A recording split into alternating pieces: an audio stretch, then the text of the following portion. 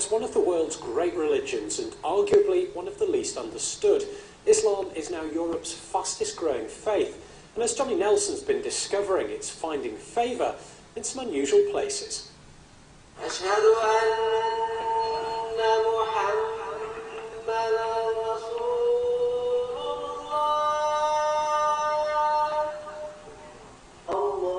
It's Friday prayers. For Muslims, it's the biggest day of the week.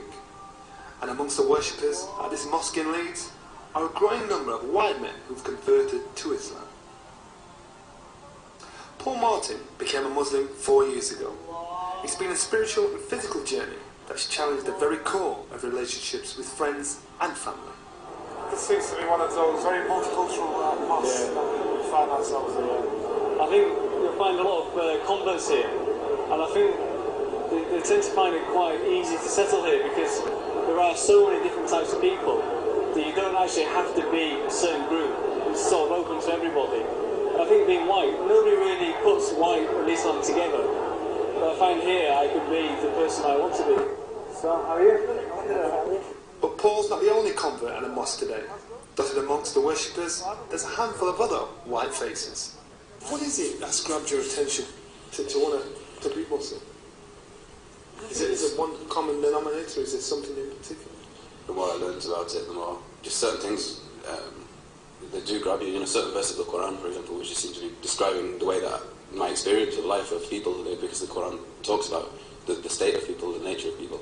You know, I've no blood relation to any of these people in here, but it's almost as if, you know, they are your family, and if you ever needed anything, you could ring them, and in fact they'd be quite insulted if you didn't ask for their help. This year's census will reveal the true number of white converts at a time when the Muslim world's relationship with the West remains strained. Passengers have been talking about how they had to prevent a man from trying to blow up an American Airlines flight from Paris. From the shoe bomber Richard Reed to the conflict in the Middle East, Islam is a religion in the spotlight. Its relationship with the West is bound with suspicion, where the voices of moderation struggle to be heard. It's taken us from the streets of New York and London to the war zones of Iraq and Afghanistan. So with all this going on, why are there so many white British men converting to a religion that seems to be demonised by most of the media? For Paul Martin, his conversion to Islam was a serious commitment. He's recently completed the Hajj, for many Muslims a once-in-a-lifetime pilgrimage to Mecca. He may have been brought up a Catholic, but Paul now has a Muslim name, Suleiman, Arabic for man of peace. Not long after his return from Saudi Arabia, I've arranged to meet Paul at his home in North Leeds, and I'm keen to dig deeper about his life before Islam. Hello. Hi mate, you all right? Shoot. What about the things you've given up? What about before this life? What about the, you know, most guys who are out going drinking or going out with their mates or have girlfriends or whatever? You know, what about all those things you've let go? Do you not think about those? Or? I guess that's one of the hard things, because your social life, my social life, and their social life, there's quite a lot of conflicts there, because what they do, I'm not necessarily allowed to do. Would they know you're Muslim unless, if they didn't ask you? Would anybody know? Yeah, I mean, I'll never walk in and, you know, make a statement. First thing I say is that I'm a Muslim, but I think they just think I'm a teetotal vegetarian. Because obviously wherever I go that's not halal, I'll just have the vegetarian food. And they know I don't drink, I know I don't smoke, so I just think, oh, this guy's boring. He's now taken most of his family with him, but there have been difficult moments. We was in a restaurant in Manchester, and Paul went out, and I just said to somebody there, where's he gone? And she said, he's gone to pray. I said, where? She said, well, he'll have gone round the corner. I said, in the street. I was so upset. I thought it was just too dangerous for words for somebody on their own to kneel down and pray in a side street. And I was really worried then. I started to panic a bit, really. For those who studied the rise of the white male Muslim convert, dealing with family relations is only part of the picture. Some people do think that Muslim converts are MI5 spies and are just pretending with their religion conversion. Or maybe not even as dramatic as that. Some people just think that they're only converting because they've met somebody who they fell in love with and they want to have a relationship with. So some people can discredit a conversion on those grounds and say, well, you're only a Muslim because you want to be with so-and-so or you want to be married to so-and-so. So Muslim converts really have to prove their sincerity and their devotion to Islam before they are easily accepted by some Muslims. We might be living in challenging times, but the conversion of white people to Islam is actually nothing new. William Abdullah Quilliam started Britain's first mosque more than 100 years ago in Liverpool. There was a fresh wave of converts in the 50s and 60s when British women married immigrants from Pakistan, and in the 70s a post-hippie generation embraced Islam and the mystic religions of the East. But when Abdullah Hamza was growing up, white converts were few and far between.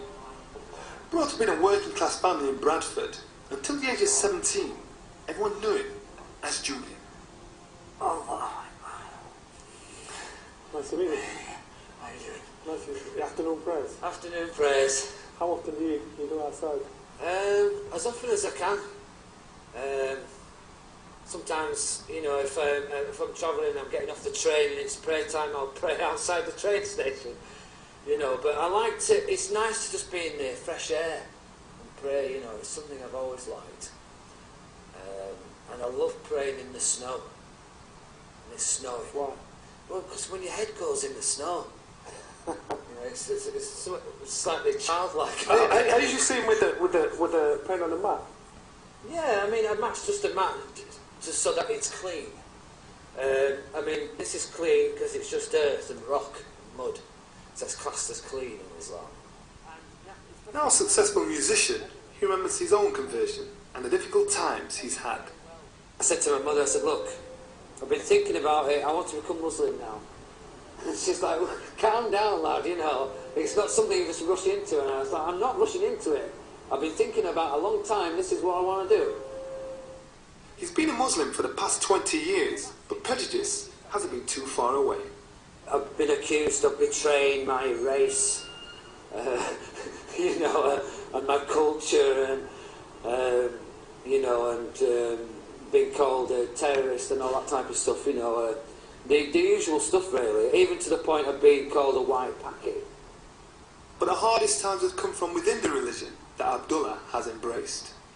In my experience, I've had more prejudice, more problems from Muslims than non-Muslims. Unfortunately, I hate to say it, because of my colour, because of my ethnicity, because I'm looked upon as a second-class Muslim, because I'm a convert. Suspicion, I've even been accused of being a CIA operative. You know, it's ridiculous stuff. Back in Leeds, I'm catching up with Paul to see if he knows where his spiritual journey will take him. How will he balance his English middle-class background with his new Islamic faith? I just think it's very important that these people who are converting to Islam really sort of try and keep their identity. I just want to try and keep hold of my roots, because I was born and brought up in England, so I'm English. So why can't I be an English Muslim? You know, Islam's on the inside.